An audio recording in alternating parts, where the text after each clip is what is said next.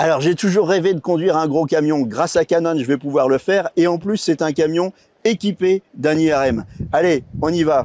Camion, un semi-remorque, c'est pas par hasard, c'est parce que vous arrivez avec une solution innovante d'IRM mobile, on va dire ça comme ça, C'est ça. avec dans un camion et aussi avec une formule conteneur. Exactement. Alors, expliquez-nous tout. Le but, c'est d'offrir un service à nos clients. Au-delà juste de la vente de système, on essaie d'offrir des solutions. Et cette solution, en l'occurrence, c'est essayer de proposer à nos clients une solution mobile qui va permettre d'être une solution locative sur une courte ou sur une longue période. Voilà. Donc ça peut être soit une courte période, un camion qui va arriver entre deux changements d'IRM, ou ça peut être également une solution longue dans un conteneur qui va arriver sur un semi-remorque, mais qui va se poser directement grâce à des vérins au sol pour une longue durée et permettre, en attendant par exemple que le client construise son bâti, d'avoir une solution et répondre aux besoins Et là, de la c'est patientèle. opérationnel ou alors il faut construire une cage de Faraday autour, il y a des équipes, c'est plug and play? Presque, presque. En tout cas, c'est tout équipé. Le conteneur, il a déjà sa cage de Faraday, il a déjà tout son local technique, il a déjà tout le nécessaire. Il a un déshabilloir, il a une salle d'attente. Voilà, le but vraiment, c'est de répondre aux besoins sur des longues périodes, par exemple, pour ne pas construire un modulaire qui peut coûter cher et par conséquent avoir toute une solution plus vertueuse, car une fois que la location est terminée, on repart avec notre... Vous n'êtes pas les seuls à avoir mis des IRM dans un camion, mais ce qui est nouveau, c'est que vous avez votre flotte. Donc c'est un service que vous proposez, c'est ça? C'est ça, exactement. C'est un service. L'objectif vraiment, c'est de pas juste vendre des choses, mais vraiment avoir une approche solution et proposer à nos clients une location pure et dure, sachant que cette flotte nous appartient. Donc on a déjà, notre flotte en scanner, et d'ici la fin de l'année, on aura notre flotte en IRM. Voilà, et c'est vertueux, une fois que le conteneur A fini la location. Hop, vous le reprenez et puis ça sert à un autre client. Exactement, exactement. Ce scanner, vous l'avez à Strasbourg depuis le mois de novembre. Retour d'expérience. Ça fait 3 mois donc qu'on l'a installé. On a fait à peu près 2000-2500 examens, beaucoup de cardiaques, beaucoup d'examens viscéraux, du spectral également. Globalement, qu'est-ce qu'on en tire? En cardiaque, ce qui a pas mal changé, c'est la vitesse de rotation. Donc ça permet de faire des choses un peu nouvelles qu'on ne pouvait pas trop faire avant, notamment de l'imagerie sans synchronisation ECG pour des structures qui ne bougent pas trop, comme l'oreillette gauche, l'aorte ascendante. On a vraiment une super qualité sans avoir à s'embêter à poser l'ECG, synchroniser, et donc avec une dose moindre. Ça, c'est vraiment pas mal. Alors ça a changé aussi au niveau du hardware. Oui, effectivement. Donc, ce qui est pas mal, c'est en plus de cette vitesse de rotation qui est améliorée, il y a aussi de nombreuses améliorations sur le hardware, notamment sur la puissance du tube, qui est beaucoup plus importante, donc qui permet d'aller un petit peu plus loin sur certaines applications, notamment aussi sur la possibilité de travailler à des tensions différentes, du 70 kV plus bas pour aller chercher du contraste pour l'iode, pour les examens angio. Et ça, c'est vraiment sympa. Changement soft pour les médecins et pour les manips. Effectivement, donc pour les médecins, c'est des nouvelles reconstructions qui sont maintenant en routine dessus. Donc les reconstructions PIC en super résolution pour le cœur, mais aussi pour d'autres organes, notamment au niveau abdominal. Pour les manips, c'est aussi la possibilité d'avoir une nouvelle interface qui est un petit peu plus simple, qui est plus, on va dire, streamline, c'est-à-dire que tout s'enchaîne plus facilement. Avec notamment, il y a 2 caméras dans le statif, ce qui permet aussi d'aider à le positionnement du patient, mais aussi au positionnement des coupes sur la programmation de l'examen. Donc ça permet d'aller un petit peu plus vite, ce qui, vu la charge de travail qu'on a, n'est pas plus mal. Au bilan, après 2500 examens, c'est ce que vous avez fait depuis novembre, au bilan? Bon, le bilan est positif, donc il y a encore beaucoup de choses à venir. Il y a pas mal de work in progress sur cette machine. Donc on attend encore la suite, mais là clairement le bilan il est positif. Anthony, on vient d'avoir le retour d'expérience du professeur Ohana. Qu'est-ce qui a changé techniquement sur ce scanner? Alors effectivement, beaucoup de choses ont changé sur notre nouveau scanner, donc qui s'appelle l'Aquilion One Insight, qui est la 5e génération de scanner large détecteur que nous introduisons lors de cette ECR, avec beaucoup de nouveautés, notamment les détecteurs. On a des nouveaux détecteurs dans le scanner qui vont permettre une réduction de bruit de 40%, ce qui va permettre d'avoir une imagerie de meilleure qualité. Et on a aussi un nouveau tube. Donc un nouveau tube qui va permettre de faire des acquisitions à bas kilovoltage, donc à 70 kV, et qui va permettre également de pouvoir réduire les quantités de produits de contraste injectés aux patients. Le professeur Ohana mentionnait la vitesse de rotation. Exactement, un nouveau temps de rotation, un tube qui tourne très vite, 0,24 secondes, c'est extrêmement rapide, notamment pour l'imagerie cardiaque, pour la prise en charge des battements élevés, mais également intéressant pour l'imagerie pédiatrique, mais également l'imagerie d'urgence. Dernier point, l'algorithme. Exactement. Donc l'Aclion One Insight Edition dispose d'un nouvel algorithme Deep Learning Reconstruction dernière génération qu'on appelle PIC 1024. C'est un algorithme qui va permettre de réduire le bruit dans l'image et augmenter la résolution spatiale dans l'image. Donc cet algorithme va être disponible pour l'imagerie cardiaque, de manière à augmenter la résolution spatiale au niveau des coronaires pour avoir une meilleure visualisation et un meilleur diagnostic, mais également disponible pour les tissus mous et pour les poumons. Alors là, on est assis confortablement sur le Serve SP. Exactement, c'est le deuxième scanner que nous introduisons lors de cette ECR, donc également avec de nombreuses nouveautés. Pour ceux qui nous ont suivis l'année dernière, ce scanner dispose d'Instincts, qui est notre nouveau flux de travail, qui va permettre d'améliorer la prise en charge du patient, mais également améliorer l'utilisation et faciliter l'utilisation pour les manipulateurs. Donc à savoir 2 caméras intégrées dans le statif qui vont permettre le positionnement automatique du patient à l'isocentre, donc de manière facile, reproductible et sécurisée. Donc, si j'ai bien compris, le point fort de ce scanner, c'est le workflow. Exactement. Exactement. On dispose également de 2 écrans tactiles, de part et d'autre, comme vous pouvez le voir, qui vont également permettre le positionnement automatique du patient. En exclusivité également chez Canon Medical, c'est le scanogramme 3D. Donc le scanogramme 3D, c'est une hélice ultra basse dose qui va venir remplacer les scouts 2D traditionnels que les utilisateurs réalisent actuellement.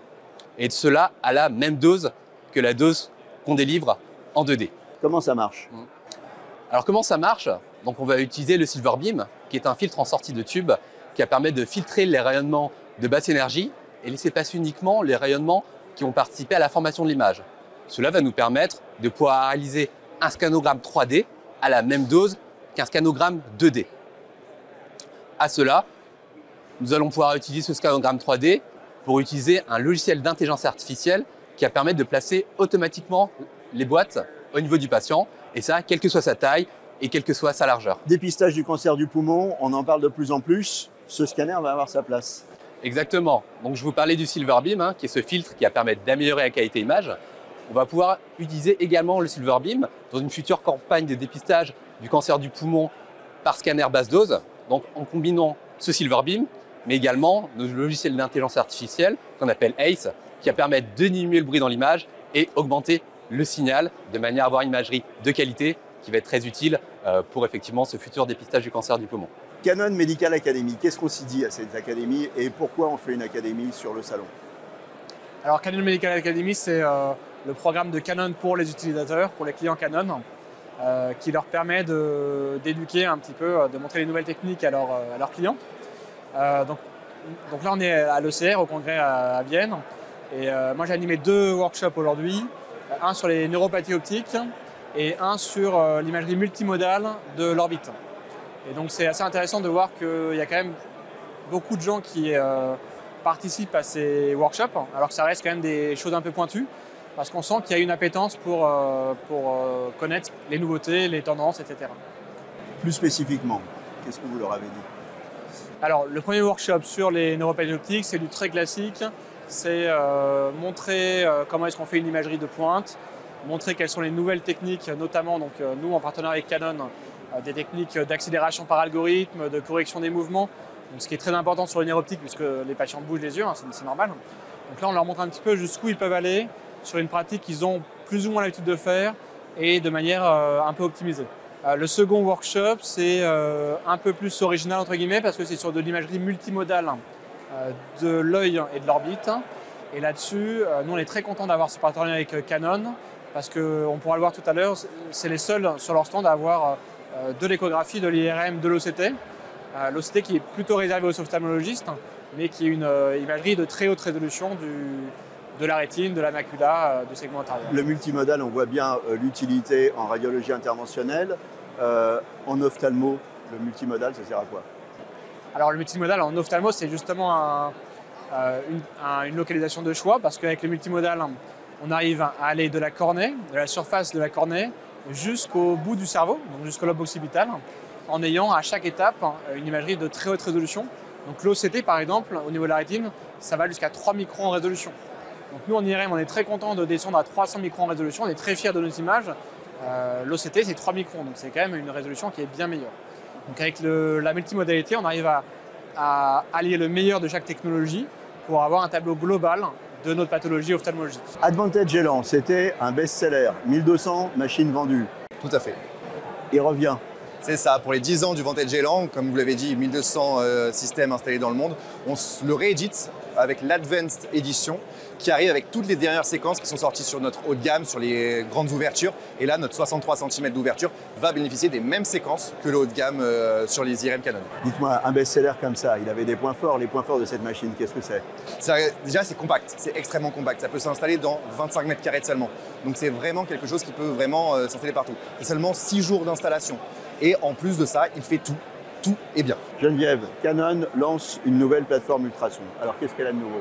Alors, l'appli OMI, effectivement, elle est lancée là à l'occasion de l'ECR.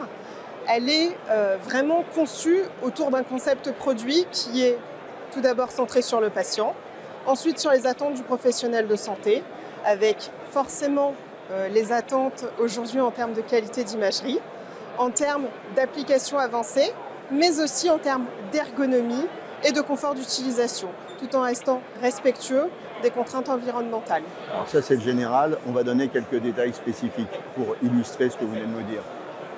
L'appli OMI est une machine très silencieuse, 32 décibels, c'est le niveau sonore d'un chuchotement apaisant, donc pour le patient et pour le professionnel de santé qui va vraiment pouvoir se concentrer sur son diagnostic. Et ce qui sera aussi très intéressant vis-à-vis de l'appli OMI, c'est qu'on va pouvoir en fait couvrir une largeur très importante au niveau des applications cliniques, avec des sondes très haute fréquence pour tout ce qui va concerner le musculo-squelettique très superficiel, mais également tout l'interventionnel haut niveau.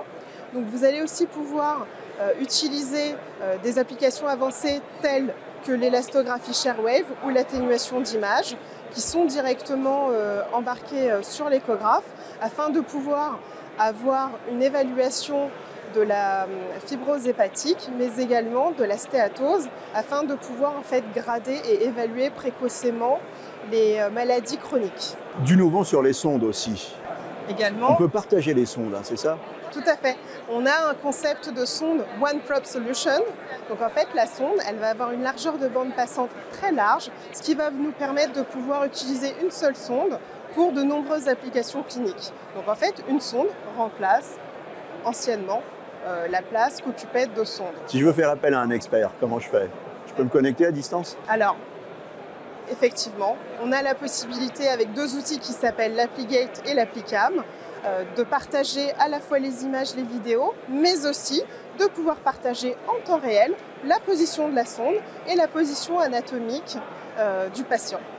Alors vous avez été très complète. On n'a pas abordé l'intelligence artificielle. Je suis sûr qu'il y en a un peu dans cette machine, non? Tout à fait. On va pouvoir utiliser des outils qui vont permettre d'automatiser les étapes de travail afin de pouvoir permettre aux utilisateurs d'avoir un flux de travail très efficient.